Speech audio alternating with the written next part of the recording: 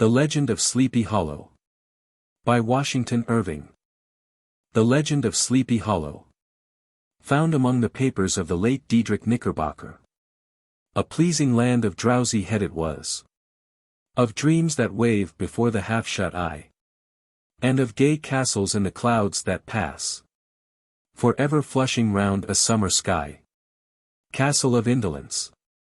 In the bosom of one of those spacious coves which indent the eastern shore of the Hudson, at that broad expansion of the river denominated by the ancient Dutch navigators the Tappan Zee, and where they always prudently shortened sail, and implored the protection of St. Nicholas when they crossed, there lies a small market town or rural port, which by some is called Greensburg, but which is more generally and properly known by the name of Tarry Town. This name was given, we are told, in former days, by the good housewives of the adjacent country, from the inveterate propensity of their husbands to linger about the village tavern on market days. Be that as it may, I do not vouch for the fact, but merely advert to it, for the sake of being precise and authentic. Not far from this village, perhaps about 2 miles, there is a little valley, or rather lap of land, among high hills, which is one of the quietest places in the whole world. A small brook glides through it, with just murmur enough to lull one to repose, and the occasional whistle of a quail, or tapping of a woodpecker, is almost the only sound that ever breaks in upon the uniform tranquillity. I recollect that, when a stripling, my first exploit in squirrel shooting was in a grove of tall walnut trees that shades one side of the valley. I had wandered into it at noontime, when all nature is peculiarly quiet, and was startled by the roar of my own gun, as it broke the Sabbath stillness around, and was prolonged and reverberated by the angry echoes.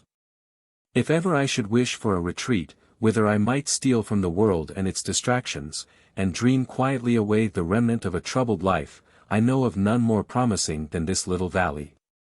From the listless repose of the place, and the peculiar character of its inhabitants, who are descendants from the original Dutch settlers, this sequestered glen has long been known by the name of Sleepy Hollow. And its rustic lads are called the Sleepy Hollow Boys throughout all the neighboring country. A drowsy, dreamy influence seems to hang over the land, and to pervade the very atmosphere. Some say that the place was bewitched by a high German doctor, during the early days of the settlement. Others, that an old Indian chief, the prophet or wizard of his tribe, held his powwows there before the country was discovered by Master Hendrik Hudson. Certain it is, the place still continues under the sway of some witching power, that holds a spell over the minds of the good people, causing them to walk in a continual reverie. They are given to all kinds of marvelous beliefs, are subject to trances and visions, and frequently see strange sights, and hear music and voices in the air. The whole neighborhood abounds with local tales, haunted spots, and twilight superstitions. Stars shoot and meteors glare oftener across the valley than in any other part of the country, and the nightmare, with her whole ninefold, seems to make it the favorite scene of her gambols. The dominant spirit, however, that haunts this enchanted region, and seems to be commander-in-chief of all the powers of the air, is the apparition of a figure on horseback without a head.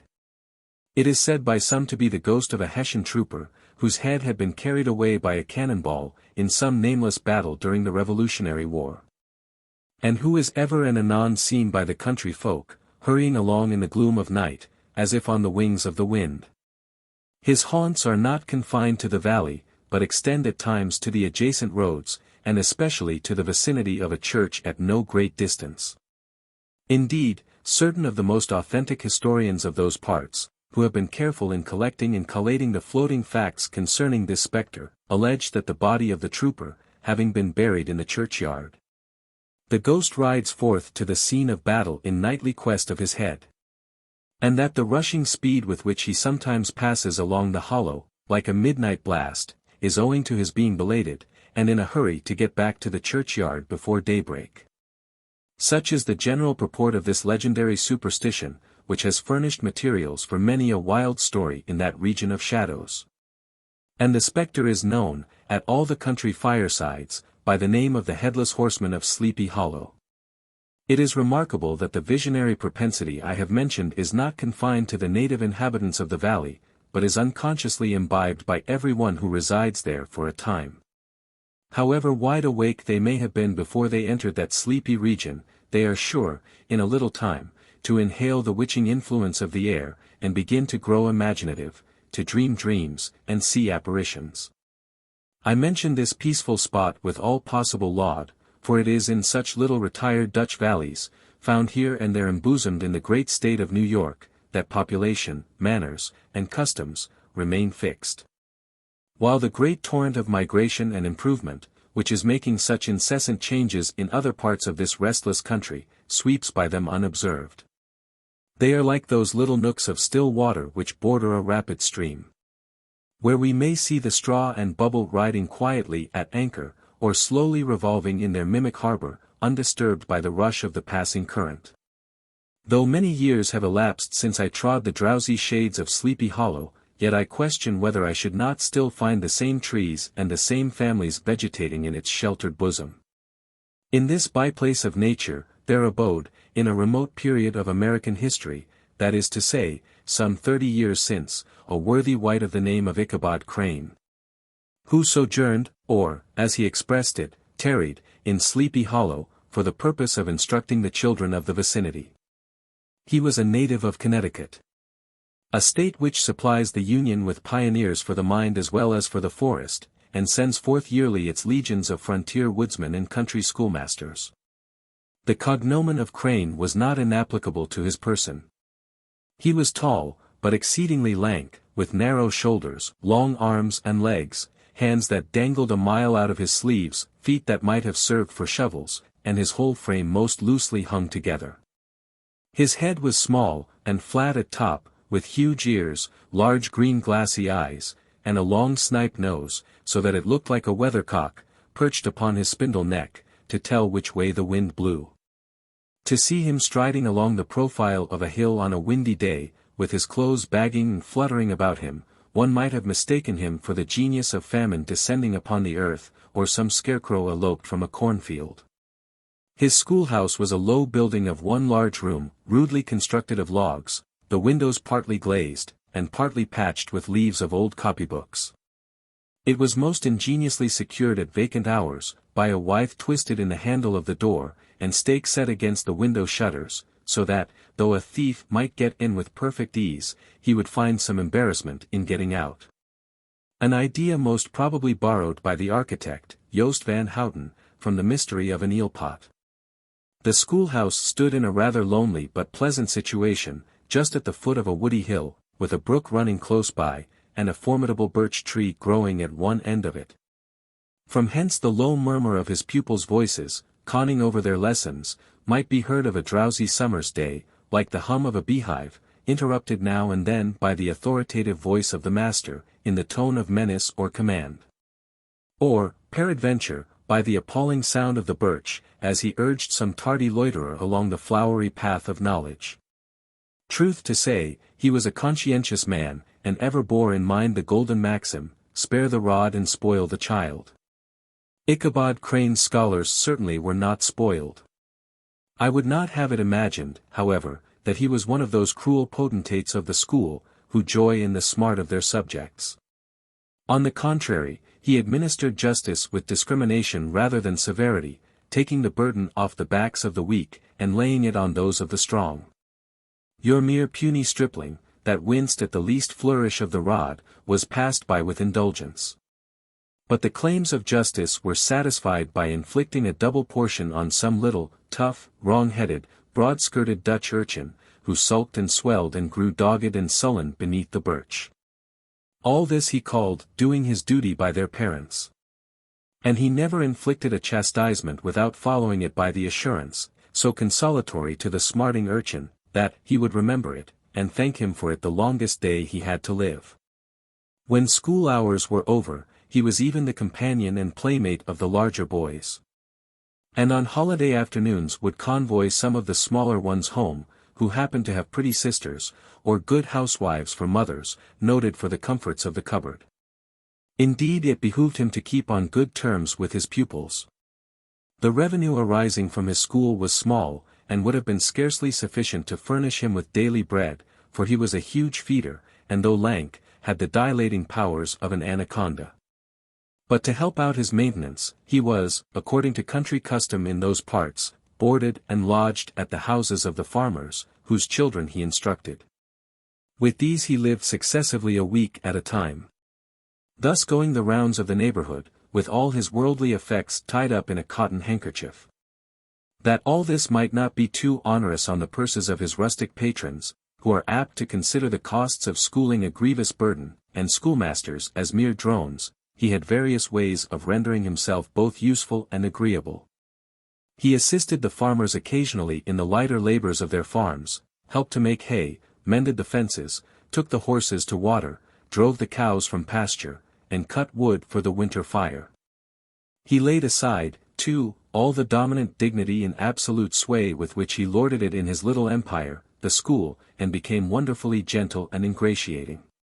He found favor in the eyes of the mothers, by petting the children, particularly the youngest. And like the lion bold, which whilom so magnanimously the lamb did hold, he would sit with a child on one knee, and rock a cradle with his foot for whole hours together. In addition to his other vocations, he was the singing master of the neighborhood, and picked up many bright shillings by instructing the young folks in psalmody. It was a matter of no little vanity to him, on Sundays, to take his station in front of the church gallery, with a band of chosen singers, where, in his own mind, he completely carried away the palm from the parson. Certain it is, his voice resounded far above all the rest of the congregation. And there are peculiar quavers still to be heard in that church, and which may even be heard half a mile off, quite to the opposite side of the mill pond, on a still Sunday morning, which are said to be legitimately descended from the nose of Ichabod Crane. Thus, by divers little makeshifts in that ingenious way which is commonly denominated, by hook and by crook, the worthy pedagogue got on tolerably enough, and was thought, by all who understood nothing of the labor of headwork, to have a wonderfully easy life of it. The schoolmaster is generally a man of some importance in the female circle of a rural neighborhood, being considered a kind of idle gentlemanlike personage, of vastly superior taste and accomplishments to the rough country swains, and, indeed, inferior in learning only to the parson. His appearance, therefore, is apt to occasion some little stir at the tea-table of a farmhouse, and the addition of a supernumerary dish of cakes or sweetmeats, or, peradventure, the parade of a silver teapot. Our man of letters, therefore, was peculiarly happy in the smiles of all the country damsels. How he would figure among them in the churchyard, between services on Sundays, gathering grapes for them from the wild vines that overrun the surrounding trees, reciting for their amusement all the epitaphs on the tombstones, or sauntering, with a whole bevy of them, along the banks of the adjacent mill-pond, while the more bashful country bumpkins hung sheepishly back, envying his superior elegance and address. From his half-itinerant life, also, he was a kind of traveling gazette, carrying the whole budget of local gossip from house to house, so that his appearance was always greeted with satisfaction.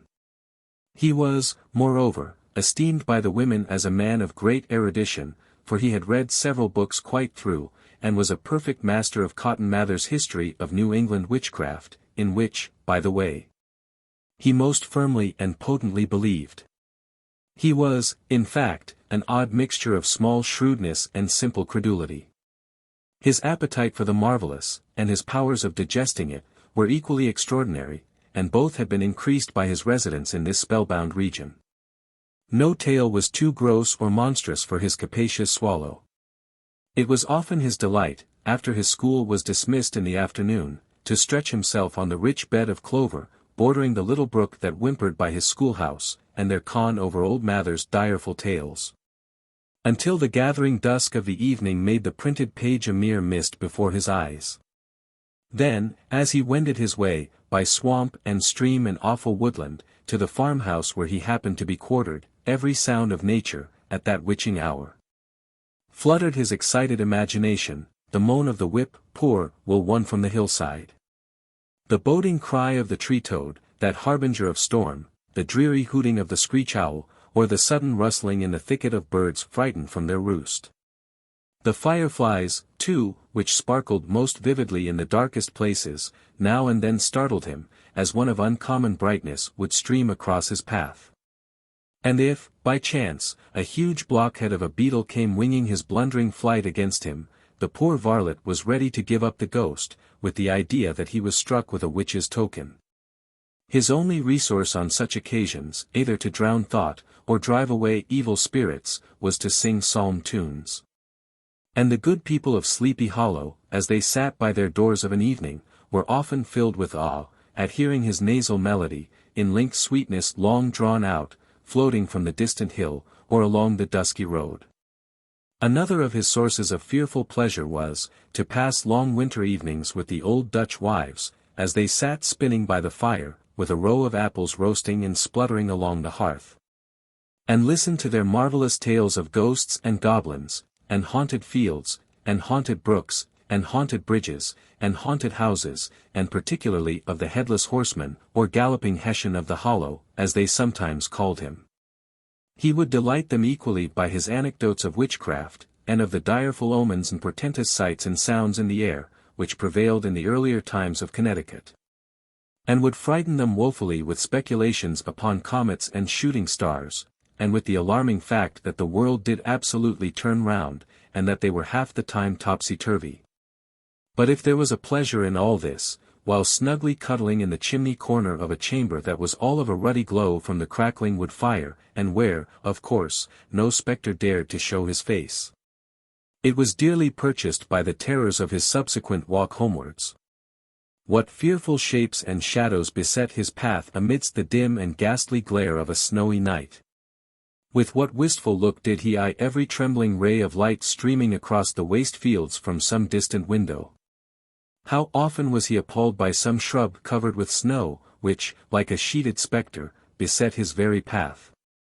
How often did he shrink with curdling awe at the sound of his own steps on the frosty crust beneath his feet, and dread to look over his shoulder, lest he should behold some uncouth being tramping close behind him!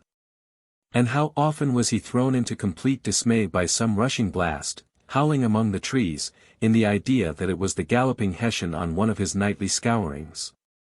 All these, however, were mere terrors of the night, phantoms of the mind that walk in darkness. And though he had seen many spectres in his time, and been more than once beset by Satan in divers shapes, in his lonely perambulations, yet daylight put an end to all these evils. And he would have passed a pleasant life of it, in despite of the devil and all his works, if his path had not been crossed by a being that causes more perplexity to mortal man than ghosts, goblins, and the whole race of witches put together. And that was, a woman. Among the musical disciples who assembled, one evening in each week, to receive his instructions in psalmody, was Katrina van Tassel, the daughter and only child of a substantial Dutch farmer. She was a blooming lass of fresh 18. Plump as a partridge, ripe and melting and rosy-cheeked as one of her father's peaches, and universally famed, not merely for her beauty, but her vast expectations. She was withal a little of a coquette, as might be perceived even in her dress, which was a mixture of ancient and modern fashions, as most suited to set off her charms. She wore the ornaments of pure yellow gold, which her great-great-grandmother had brought over from Sardam, the tempting stomacher of the olden time. And withal a provokingly short petticoat, to display the prettiest foot and ankle in the country round. Ichabod Crane had a soft and foolish heart towards the sex. And it is not to be wondered at, that so tempting a morsel soon found favour in his eyes, more especially after he had visited her in her paternal mansion. Old Baltus van Tassel was a perfect picture of a thriving, contented, liberal-hearted farmer. He seldom, it is true, sent either his eyes or his thoughts beyond the boundaries of his own farm, but within those everything was snug, happy, and well-conditioned. He was satisfied with his wealth, but not proud of it, and piqued himself upon the hearty abundance, rather than the style in which he lived. His stronghold was situated on the banks of the Hudson, in one of those green, sheltered, fertile nooks in which the Dutch farmers are so fond of nestling. A great elm tree spread its broad branches over it, at the foot of which bubbled up a spring of the softest and sweetest water, in a little well, formed of a barrel, and then stole sparkling away through the grass, to a neighbouring brook, that bubbled along among alders and dwarf willows. Hard by the farmhouse was a vast barn, that might have served for a church. every window and crevice of which seemed bursting forth with the treasures of the farm. The flail was busily resounding within it from morning to night, swallows and martins skimmed twittering about the eaves. And rows of pigeons, some with one eye turned up, as if watching the weather, some with their heads under their wings, or buried in their bosoms, and others swelling, and cooing, and bowing about their dames, were enjoying the sunshine on the roof. Sleek unwieldy porkers were grunting in the repose and abundance of their pens, whence sallied forth, now and then, troops of sucking pigs, as if to snuff the air. A stately squadron of snowy geese were riding in an adjoining pond, convoying whole fleets of ducks. Regiments of turkeys were gobbling through the farmyard, and guinea fowls fretting about it, like ill-tempered housewives, with their peevish discontented cry. Before the barn door strutted the gallant cock, that pattern of a husband, a warrior, and a fine gentleman, clapping his burnished wings, and crowing in the pride and gladness of his heart, sometimes tearing up the earth with his feet, and then generously calling his ever-hungry family of wives and children to enjoy the rich morsel which he had discovered. The pedagogue's mouth watered, as he looked upon this sumptuous promise of luxurious winter fare. In his devouring mind's eye, he pictured to himself every roasting pig running about with a pudding in his belly, and an apple in his mouth. The pigeons were snugly put to bed in a comfortable pie, and tucked in with a coverlet of crust, the geese were swimming in their own gravy, and the ducks pairing cosily in dishes, like snug married couples, with a decent competency of onion sauce. In the porkers he saw carved out the future sleek side of bacon, and juicy relishing ham, not a turkey but he beheld daintily trussed up, with its gizzard under its wing, and, peradventure, a necklace of savory sausages.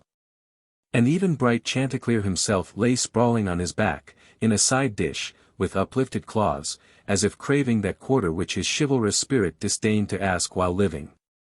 As the enraptured Ichabod fancied all this, and as he rolled his great green eyes over the fat meadowlands, the rich fields of wheat, of rye, of buckwheat and Indian corn, and the orchards burdened with ruddy fruit, which surrounded the warm tenement of Van Tassel, his heart yearned after the damsel who was to inherit these domains, and his imagination expanded with the idea, how they might be readily turned into cash, and the money invested in immense tracts of wild land, and shingle palaces in the wilderness. Nay, his busy fancy already realized his hopes, and presented to him the blooming Katrina, with a whole family of children, mounted on the top of a wagon loaded with household trumpery, with pots and kettles dangling beneath. And he beheld himself bestriding a pacing mare, with a colt at her heels, setting out for Kentucky, Tennessee, or the Lord knows where. When he entered the house the conquest of his heart was complete. It was one of those spacious farmhouses, with high-ridged, but lowly sloping roofs, built in the style handed down from the first Dutch settlers, the low projecting eaves forming a piazza along the front, capable of being closed up in bad weather. Under this were hung flails, harness, various utensils of husbandry, and nets for fishing in the neighboring river. Benches were built along the sides for summer use. And a great spinning wheel at one end, and a churn at the other, showed the various uses to which this important porch might be devoted. From this piazza the wondering Ichabod entered the hall, which formed the center of the mansion and the place of usual residence. Here, rows of resplendent pewter, ranged on a long dresser, dazzled his eyes. In one corner stood a huge bag of wool ready to be spun, in another a quantity of linsey-woolsey just from the loom.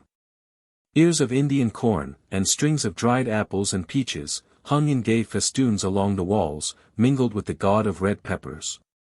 And a door left ajar gave him a peep into the best parlor, where the claw-footed chairs, and dark mahogany tables, shone like mirrors, andirons, with their accompanying shovel and tongs, glistened from their covert of asparagus tops.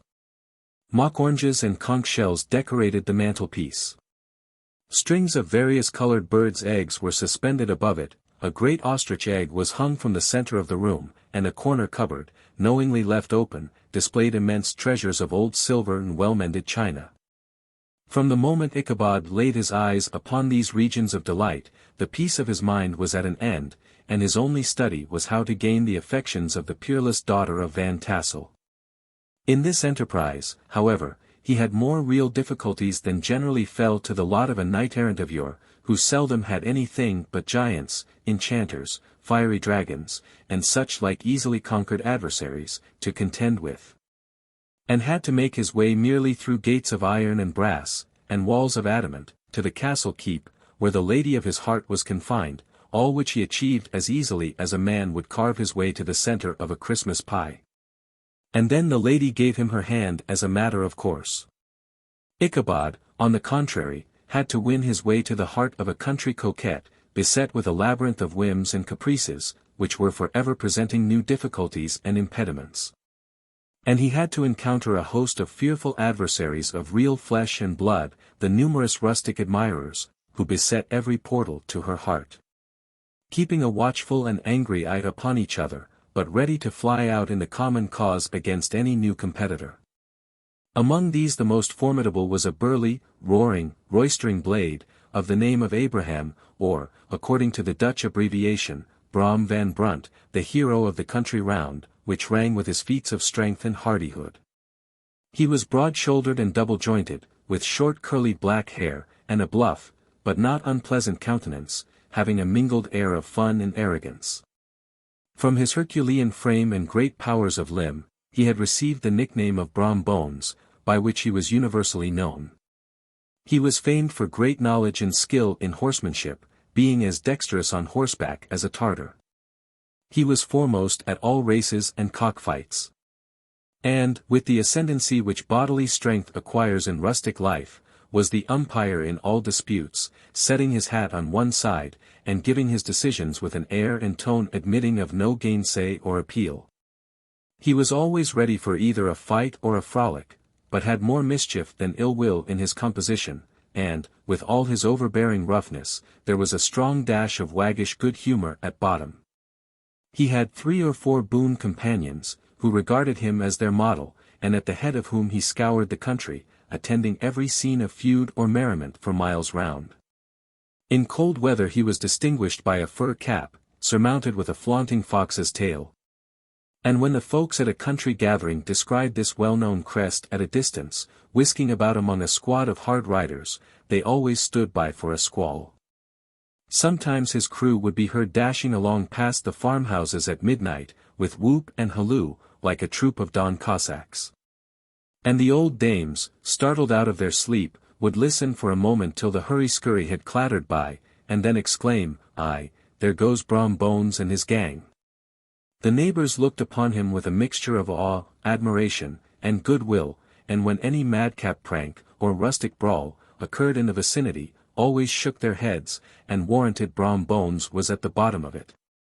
This rantipole hero had for some time singled out the blooming Katrina for the object of his uncouth gallantries, and though his amorous toyings were something like the gentle caresses and endearments of a bear, yet it was whispered that she did not altogether discourage his hopes. Certain it is, his advances were signals for rival candidates to retire, who felt no inclination to cross a lion in his amours. Insomuch, that when his horse was seen tied to Van Tassel's paling, on a Sunday night, a sure sign that his master was courting, or, as it is termed, sparking, within, all other suitors passed by in despair, and carried the war into other quarters.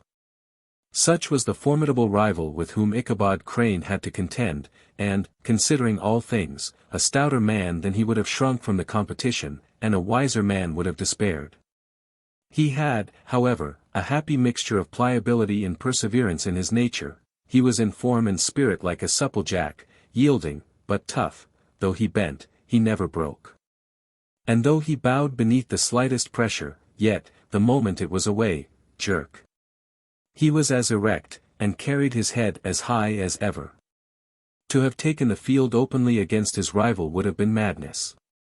For he was not a man to be thwarted in his amours, any more than that stormy lover, Achilles. Ichabod, therefore, made his advances in a quiet and gently insinuating manner.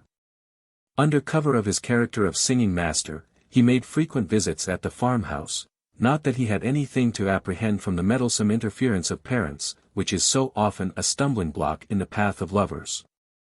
Balt Van Tassel was an easy indulgent soul, he loved his daughter better even than his pipe, and, like a reasonable man and an excellent father, let her have her way in everything. His notable little wife, too, had enough to do to attend to her housekeeping and manage her poultry, for, as she sagely observed, ducks and geese are foolish things, and must be looked after, but girls can take care of themselves.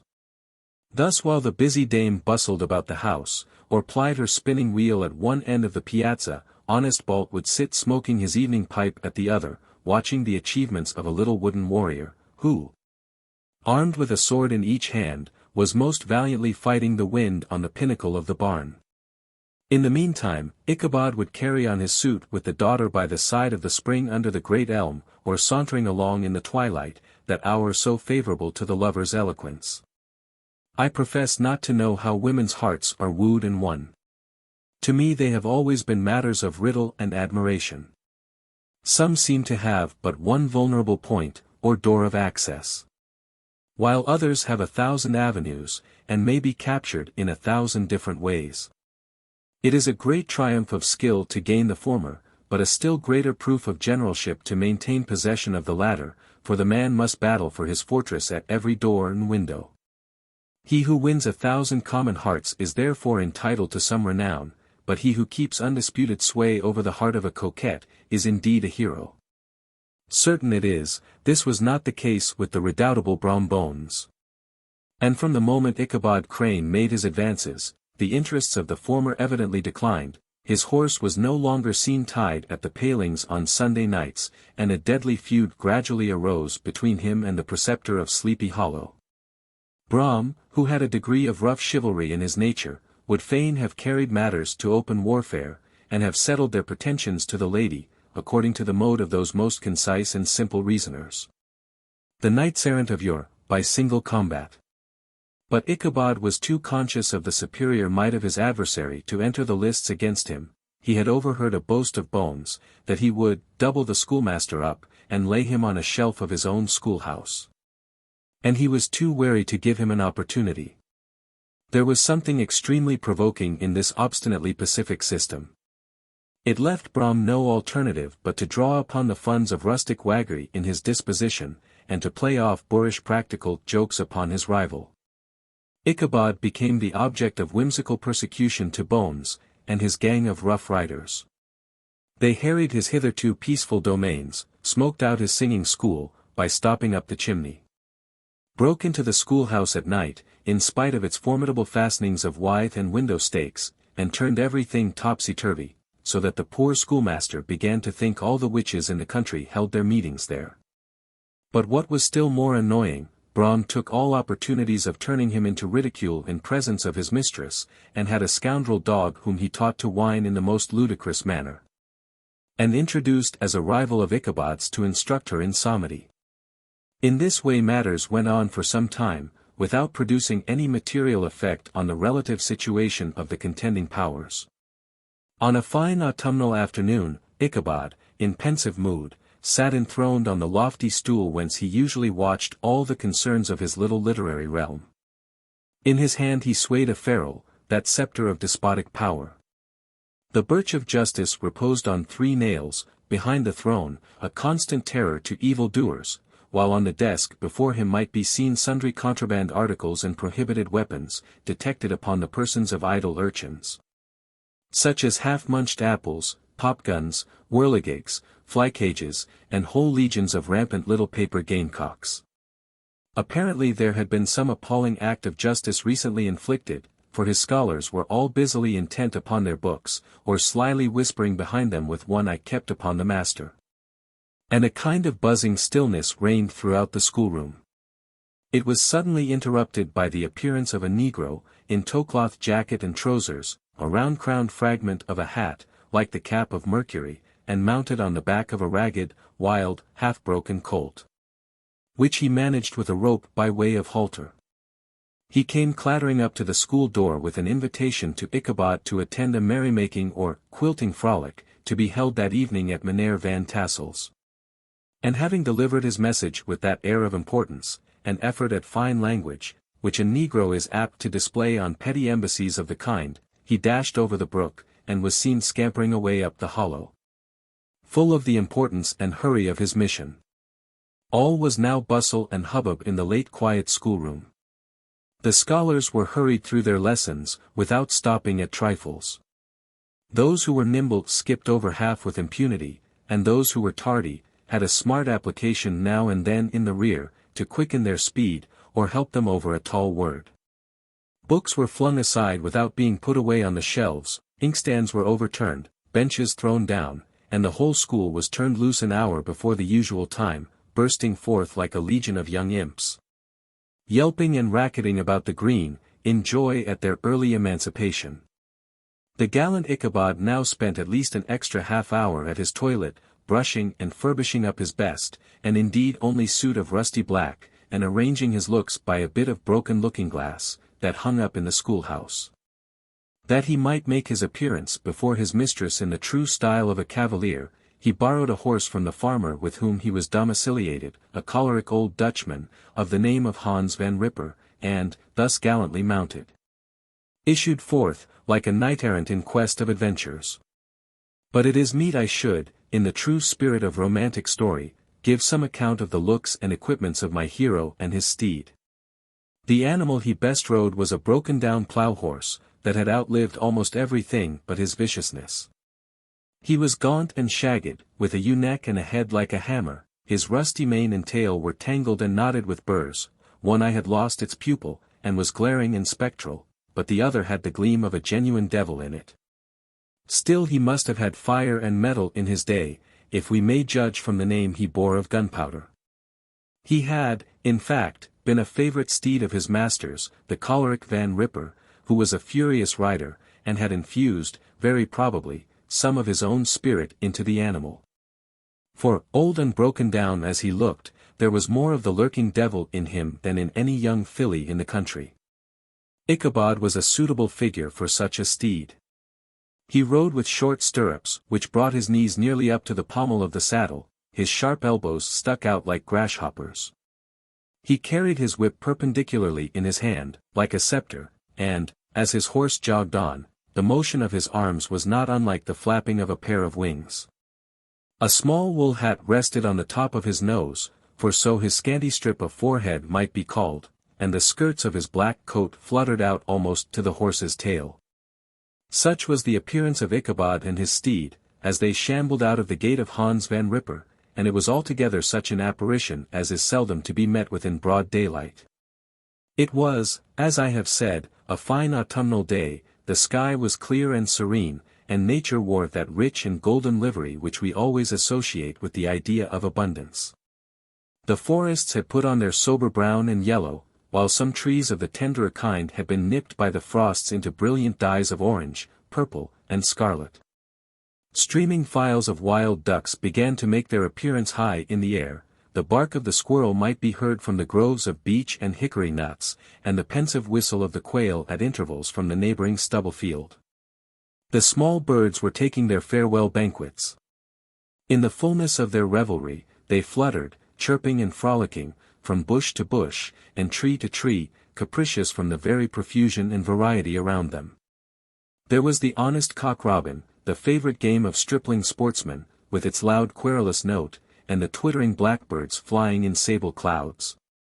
And the golden-winged woodpecker, with his crimson crest, his broad black gorget and splendid plumage, and the cedar bird, with its red-tipped wings and yellow-tipped tail, and its little Montero cap of feathers.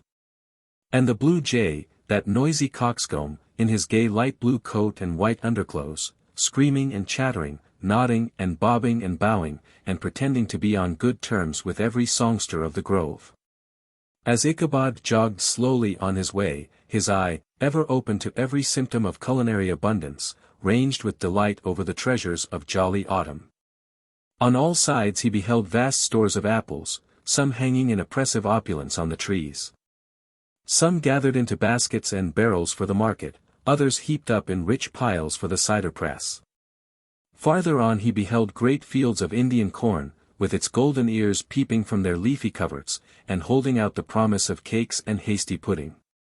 And the yellow pumpkins lying beneath them, turning up their fair round bellies to the sun, and giving ample prospects of the most luxurious of pies. And anon he passed the fragrant buckwheat fields, breathing the odor of the beehive, and as he beheld them, soft anticipations stole over his mind of dainty slapjacks, well buttered, and garnished with honey or treacle, by the delicate little dimpled hand of Katrina Van Tassel. Thus feeding his mind with many sweet thoughts and sugared suppositions, he journeyed along the sides of a range of hills which look out upon some of the goodliest scenes of the mighty Hudson. The sun gradually wheeled his broad disk down into the west.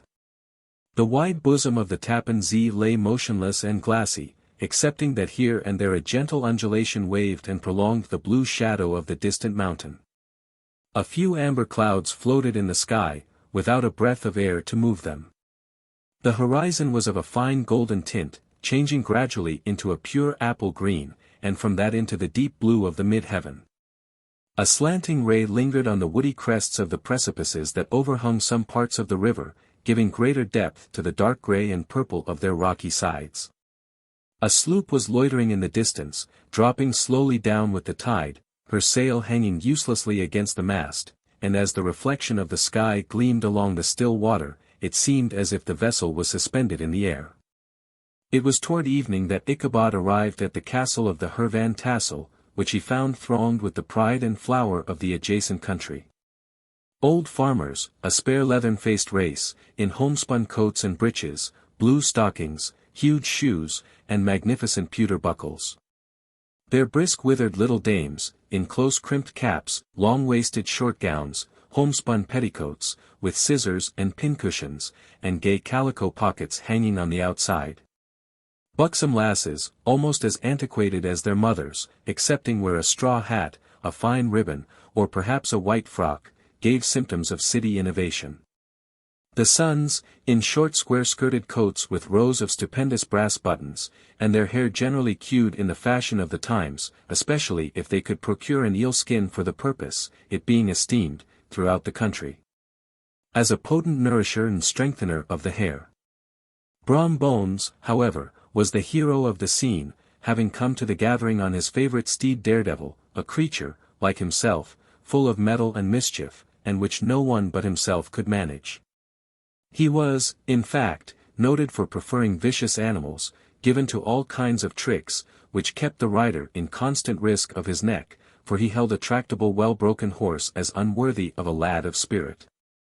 Fain would I pause to dwell upon the world of charms that burst upon the enraptured gaze of my hero, as he entered the state parlor of Van Tassel's mansion. Not those of the bevy of buxom lasses, with their luxurious display of red and white, but the ample charms of a genuine Dutch country tea-table, in the sumptuous time of autumn. Such heaped-up platters of cakes of various and almost indescribable kinds, known only to experienced Dutch housewives. There was the doughty doughnut, the tender olie koek, and the crisp and crumbling cruller, sweet cakes and short cakes, ginger cakes and honey cakes, and the whole family of cakes. And then there were apple pies and peach pies and pumpkin pies. Besides slices of ham and smoked beef, and moreover delectable dishes of preserved plums, and peaches, and pears, and quinces, not to mention broiled shad and roasted chickens. Together with bowls of milk and cream, all mingled higgledy-piggledy, pretty much as I have enumerated them, with the motherly teapot sending up its clouds of vapor from the midst, heaven bless the mark. I want breath and time to discuss this banquet as it deserves, and am too eager to get on with my story. Happily, Ichabod Crane was not in so great a hurry as his historian, but did ample justice to every dainty. He was a kind and thankful creature, whose heart dilated in proportion as his skin was filled with good cheer, and whose spirits rose with eating as some men's do with drink. He could not help, too, rolling his large eyes round him as he ate, and chuckling with the possibility that he might one day be lord of all this scene of almost unimaginable luxury and splendor. Then, he thought, how soon he'd turn his back upon the old schoolhouse, snap his fingers in the face of Hans Van Ripper, and every other niggardly patron, and kick any itinerant pedagogue out of doors that should dare to call him comrade. Old Baltus Van Tassel moved about among his guests with a face dilated with content and good humor, round and jolly as the harvest moon. His hospitable attentions were brief, but expressive, being confined to a shake of the hand, a slap on the shoulder, a loud laugh, and a pressing invitation to fall to, and help themselves. And now the sound of the music from the common room, or hall, summoned to the dance. The musician was an old gray-headed Negro, who had been the itinerant orchestra of the neighborhood for more than half a century. His instrument was as old and battered as himself. The greater part of the time he scraped on 2 or 3 strings, accompanying every movement of the bow with a motion of the head. Bowing almost to the ground, and stamping with his foot whenever a fresh couple were to start. Ichabod prided himself upon his dancing as much as upon his vocal powers. Not a limb, not a fiber about him was idle. And to have seen his loosely hung frame in full motion, and clattering about the room, you would have thought St. Vitus himself, that blessed patron of the dance, was figuring before you in person. He was the admiration of all the Negroes, who, having gathered, of all ages and sizes, from the farm and the neighborhood, stood forming a pyramid of shining black faces at every door and window, gazing with delight at the scene, rolling their white eyeballs, and showing grinning rows of ivory from ear to ear. How could the flogger of urchins be otherwise than animated and joyous? The lady of his heart was his partner in the dance, and smiling graciously in reply to all his amorous oglings. While Brom Bones, sorely smitten with love and jealousy, sat brooding by himself in one corner. When the dance was at an end, Ichabod was attracted to a knot of the Sager folks, who, with old Van Tassel, sat smoking at one end of the piazza, gossiping over former times, and drawing out long stories about the war. This neighborhood, at the time of which I am speaking, was one of those highly favored places which abound with chronicle and great men. The British and American line had run near it during the war.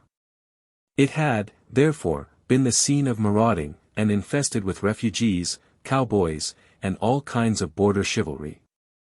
Just sufficient time had elapsed to enable each storyteller to dress up his tale with a little becoming fiction, and, in the indistinctness of his recollection, to make himself the hero of every exploit.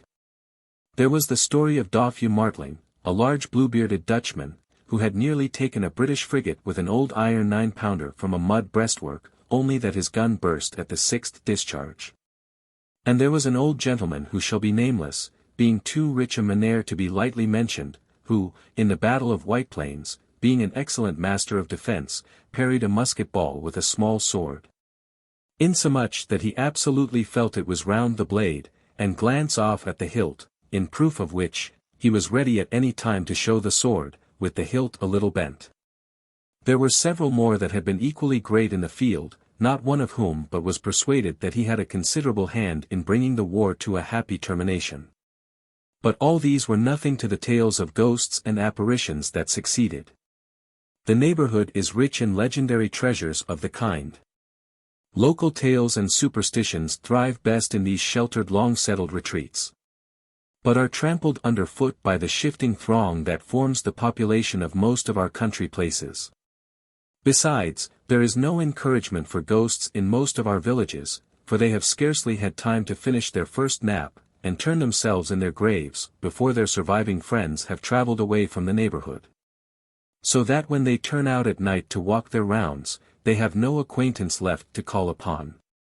This is perhaps the reason why we so seldom hear of ghosts except in our long-established Dutch communities. The immediate cause, however, of the prevalence of supernatural stories in these parts, was doubtless owing to the vicinity of Sleepy Hollow. There was a contagion in the very air that blew from that haunted region. It breathed forth an atmosphere of dreams and fancies infecting all the land. Several of the Sleepy Hollow people were present at Van Tassel's, and, as usual, were doling out their wild and wonderful legends.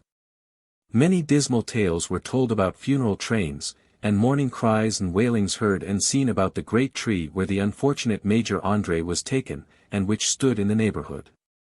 Some mention was made also of the woman in white, that haunted the dark glen at Raven Rock, and was often heard to shriek on winter nights before a storm, having perished there in the snow.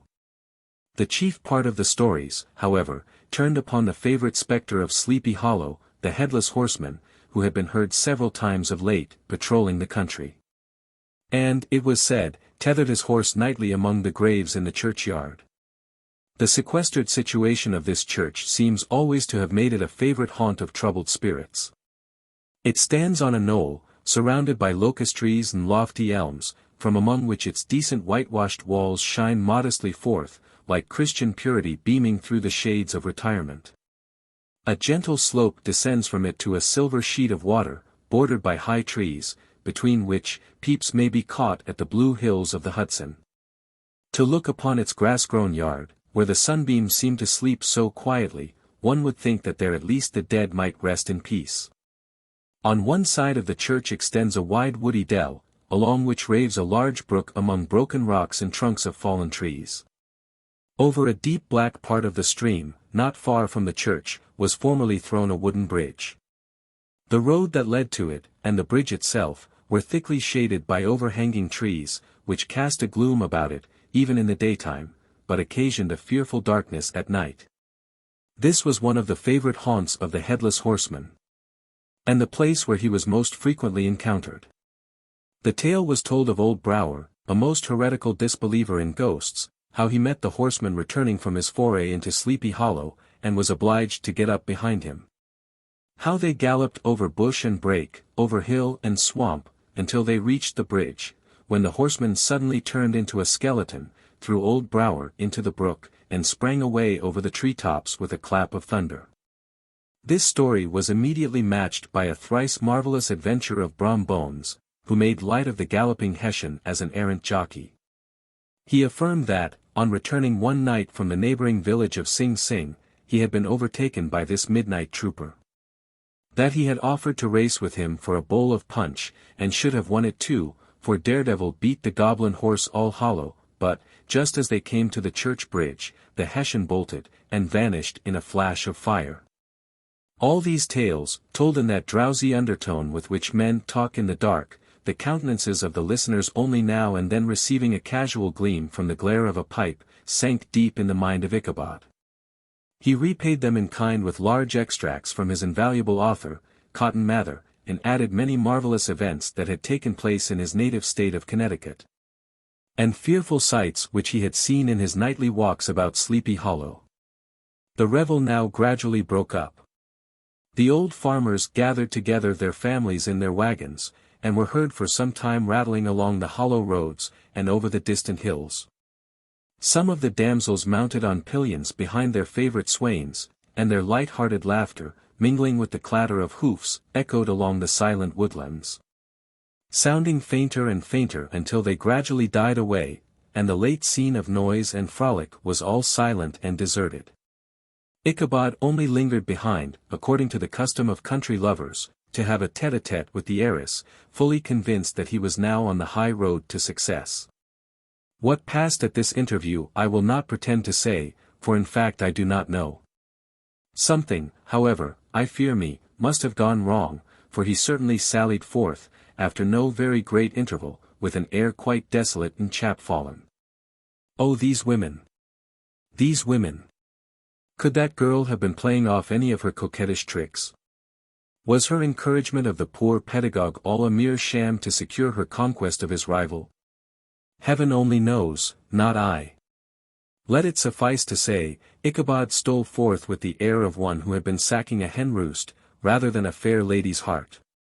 Without looking to the right or left to notice the scene of rural wealth, on which he had so often gloated, he went straight to the stable, and with several hearty cuffs and kicks, roused his steed most uncourteously from the comfortable quarters in which he was soundly sleeping, dreaming of mountains of corn and oats, and whole valleys of timothy and clover. It was the very witching time of night that Ichabod, heavy-hearted and crestfallen, pursued his travel homewards, along the sides of the lofty hills which rise above Tarry Town, and which he had traversed so cheerily in the afternoon. The hour was as dismal as himself. Far below him, the Tappan Zee spread its dusky and indistinct waste of waters, with here and there the tall mast of a sloop, riding quietly at anchor under the land.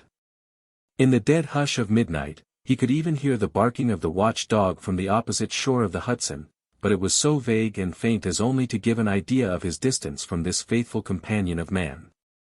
Now and then, too, the long-drawn crowing of a cock, accidentally awakened, would sound far, far off, from some farmhouse away among the hills, but it was like a dreaming sound in his ear. No signs of life occurred near him, but occasionally the melancholy chirp of a cricket, or perhaps the guttural twang of a bullfrog, from a neighboring marsh, as if sleeping uncomfortably, and turning suddenly in his bed. All the stories of ghosts and goblins that he had heard in the afternoon, now came crowding upon his recollection. The night grew darker and darker. The stars seemed to sink deeper in the sky, and driving clouds occasionally hid them from his sight. He had never felt so lonely and dismayed. He was, moreover, approaching the very place where many of the scenes of the ghost stories had been laid. In the center of the road stood an enormous tulip tree, which towered like a giant above all the other trees of the neighborhood, and formed a kind of landmark. Its limbs were gnarled, and fantastic, large enough to form trunks for ordinary trees, twisting down almost to the earth, and rising again into the air. It was connected with the tragical story of the unfortunate André, who had been taken prisoner hard by, and was universally known by the name of Major André's tree. The common people regarded it with a mixture of respect and superstition, partly out of sympathy for the fate of its ill-starred namesake, and partly from the tales of strange sights and doleful lamentations told concerning it. As Ichabod approached this fearful tree, he began to whistle. He thought his whistle was answered, it was but a blast sweeping sharply through the dry branches. As he approached a little nearer, he thought he saw something white, hanging in the midst of the tree. He paused and ceased whistling. But on looking more narrowly, perceived that it was a place where the tree had been scathed by lightning, and the white wood laid bare. Suddenly he heard a groan, his teeth chattered and his knees smote against the saddle. It was but the rubbing of one huge bough upon another, as they were swayed about by the breeze. He passed the tree in safety, but new perils lay before him. About 200 yards from the tree a small brook crossed the road, and ran into a marshy and thickly wooded glen, known by the name of Wiley's Swamp. A few rough logs, laid side by side, served for a bridge over this stream. On that side of the road where the brook entered the wood, a group of oaks and chestnuts, matted thick with wild grapevines, threw a cavernous gloom over it. To pass this bridge was the severest trial.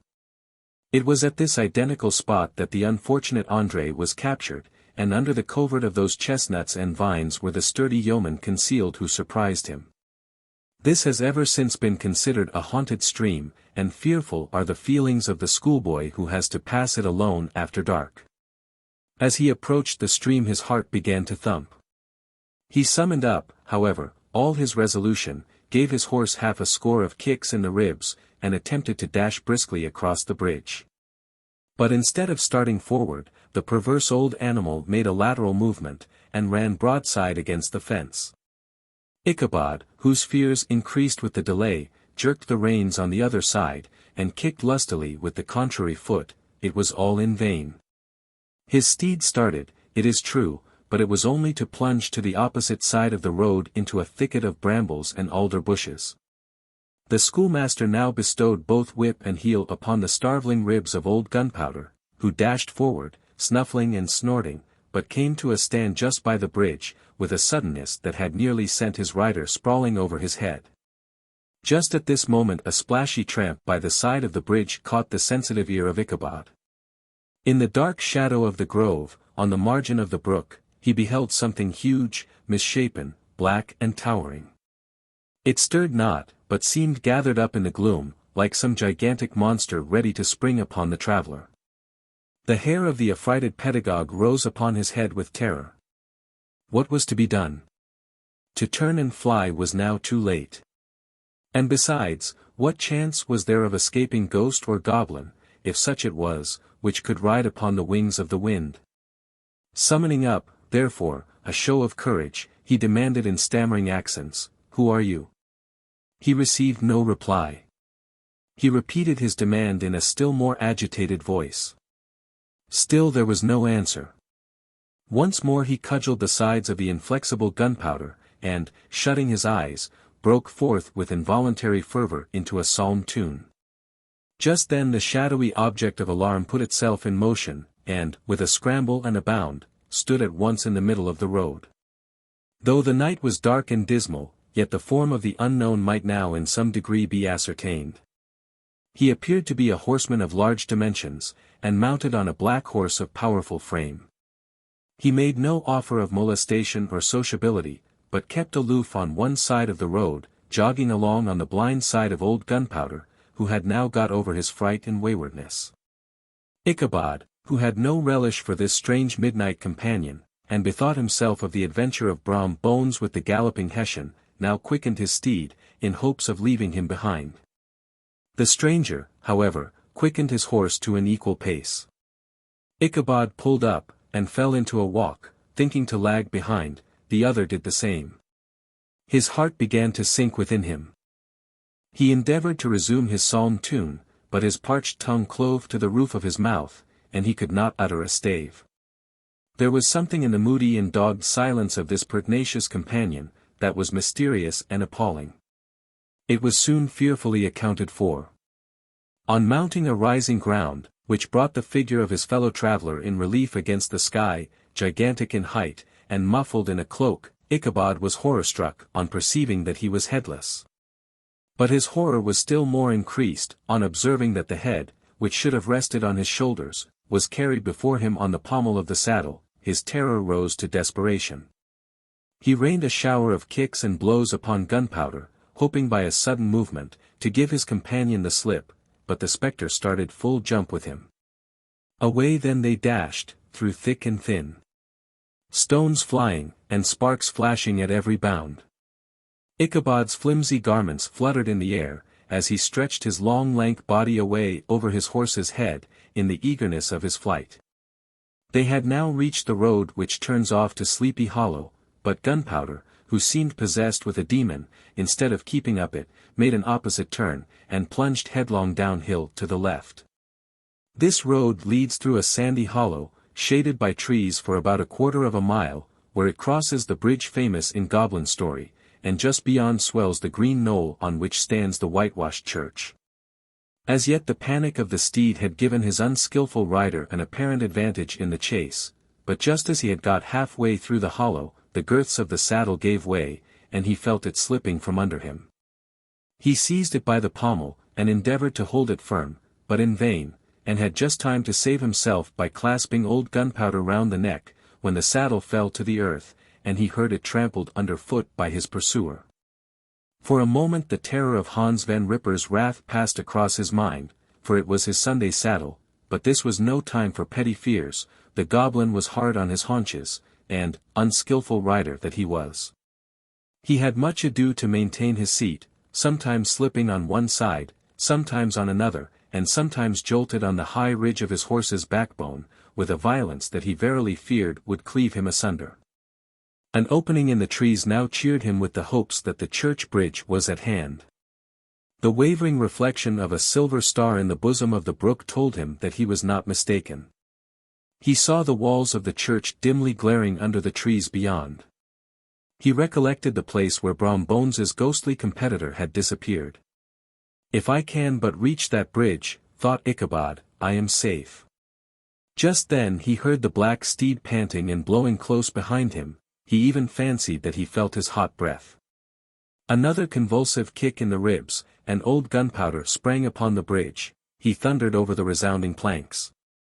He gained the opposite side, and now Ichabod cast a look behind to see if his pursuer should vanish, according to rule, in a flash of fire and brimstone. Just then he saw the goblin rising in his stirrups, and in the very act of hurling his head at him. Ichabod endeavored to dodge the horrible missile, but too late. It encountered his cranium with a tremendous crash. He was tumbled headlong into the dust, and Gunpowder, the black steed, and the goblin rider, passed by like a whirlwind. The next morning the old horse was found without his saddle, and with the bridle under his feet, soberly cropping the grass at his master's gate. Ichabod did not make his appearance at breakfast. Dinner hour came, but no Ichabod. The boys assembled at the schoolhouse and strolled idly about the banks of the brook, but no schoolmaster. Hans Van Ripper now began to feel some uneasiness about the fate of poor Ichabod, and his saddle. An inquiry was set on foot, and after diligent investigation they came upon his traces. In one part of the road leading to the church was found the saddle trampled in the dirt. The tracks of horses' hoofs deeply dented in the road, and evidently at furious speed, were traced to the bridge, beyond which, on the bank of a broad part of the brook, where the water ran deep and black, was found the hat of the unfortunate Ichabod, and close beside it a shattered pumpkin.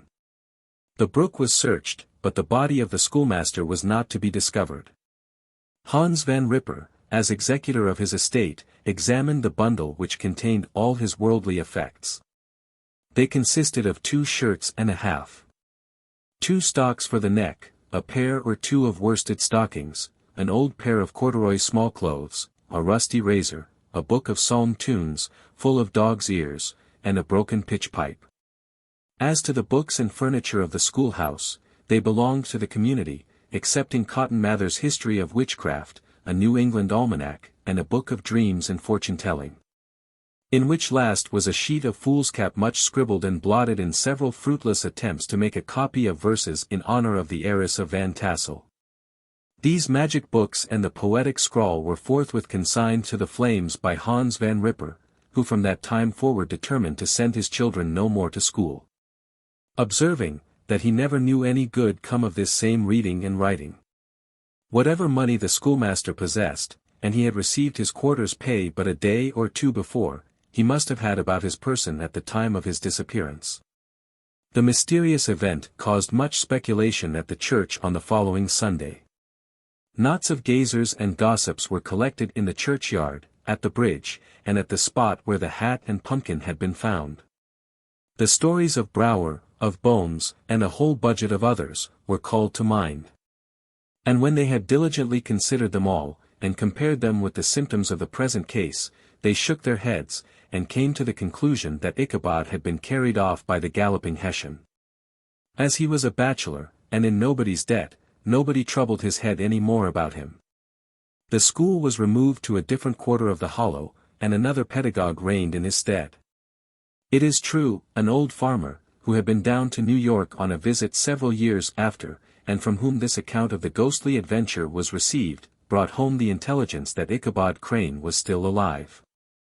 That he had left the neighborhood, partly through fear of the goblin and Hans van Ripper, and partly in mortification at having been suddenly dismissed by the heiress, that he had changed his quarters to a distant part of the country, had kept school and studied law at the same time, had been admitted to the bar, turned politician, electioneered, written for the newspapers, and finally had been made a justice of the 10-pound court. Brom Bones too, who shortly after his rival's disappearance conducted the blooming Katrina in triumph to the altar, was observed to look exceedingly knowing whenever the story of Ichabod was related, and always burst into a hearty laugh at the mention of the pumpkin, which led some to suspect that he knew more about the matter than he chose to tell. The old country wives, however, who are the best judges of these matters, maintain to this day that Ichabod was spirited away by supernatural means. And it is a favorite story often told about the neighborhood round the winter evening fire. The bridge became more than ever an object of superstitious awe, and that may be the reason why the road has been altered of late years, so as to approach the church by the border of the millpond. The schoolhouse being deserted, soon fell to decay, and was reported to be haunted by the ghost of the unfortunate pedagogue. And the ploughboy, loitering homeward of a still summer evening, has often fancied his voice at a distance, chanting a melancholy psalm tune among the tranquil solitudes of Sleepy Hollow. How do you find this book? Any thoughts about the book or the author? Any suggestion for improvement? Please take a moment to share your thoughts in a comment. If you like it, share it with your friends who might enjoy it as well. Subscribe to keep in touch. Visit CompleteAudiobooks.com for more quality content. Notes. 1. The whippoorwill is a bird which is only heard at night. It receives its name from its note, which is thought to resemble those words.